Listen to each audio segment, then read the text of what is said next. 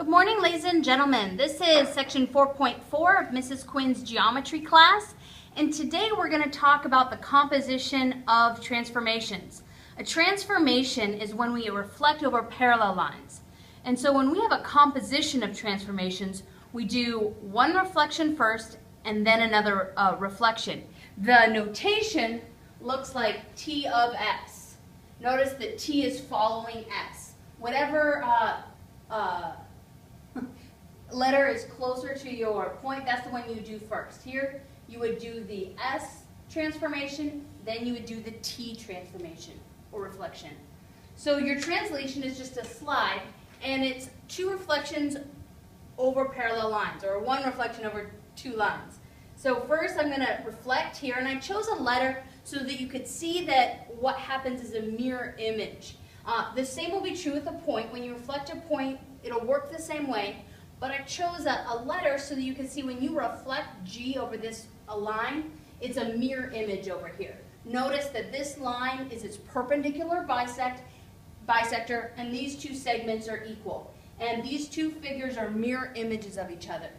Then I'm going to reflect over my second parallel line, and again I get a mirror image. And notice that what I end up with looks like what I started with. Because I have two mirror images, it reflects it back. Notice that this line is the perpendicular bisector of the segment between these two pre-image and image points. Okay, let's look at some theorems. The two reflection theorem says if M is parallel to L, the translation of the reflection over M and L has a magnitude of 2 times the distance between L and M. And I'll show you an example of that in just a little minute. Your magnitude is the distance between any point and its image. The direction is given by a ray from a pre-image point to its image point. All right, let's look at it as an example. If I want to write the notation for this, I would say the reflection over L, the reflection over M, composite with the reflection over L of triangle ABC. Now, I do the reflection that's closest to me first. Since this reflection is first, that's the one I do first. And I would do it the same way I do my other ones. I measure my point, and I reflect my lines. This one's 3 inches. And I line up both the 90-degree segment and my middle segment, and I make my line. I'll make my line here for B, point B, line up my 90 and middle lines, make my segment for A, line up my 90-degree in my middle segment, and make my line for C. And then I'll make my measurements.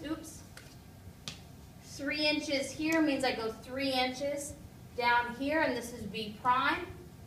5.5 inches between A and the line means I go 5.5 inches for A prime, and 3 inches between C and the line means I go 3 inches on my new line, and that's C prime.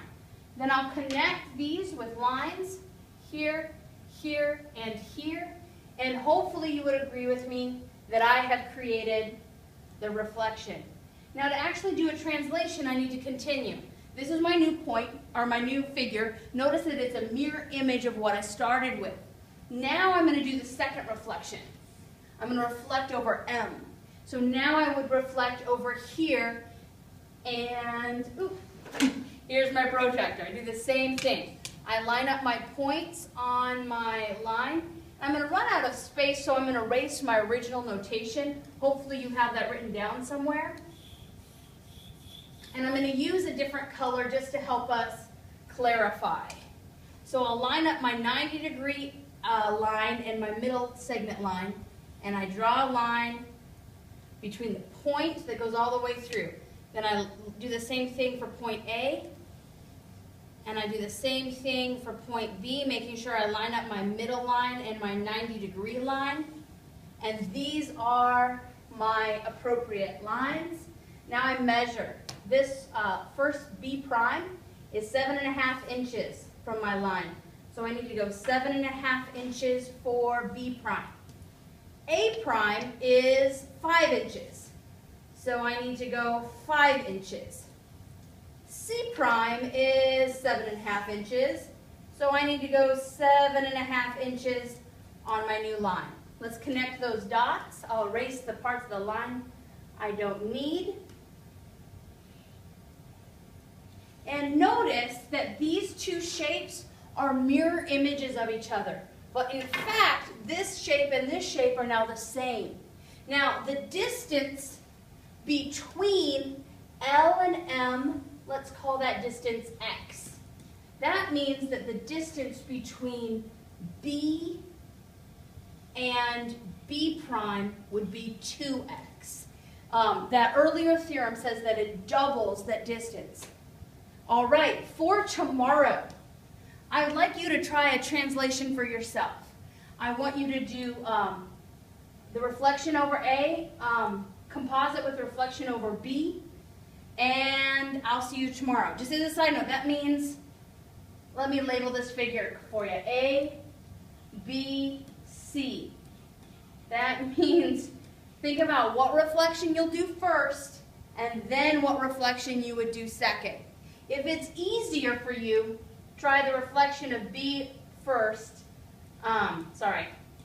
If it's easier for you, try to do the reflection over A and then the reflection over B. All right, I'll see you tomorrow.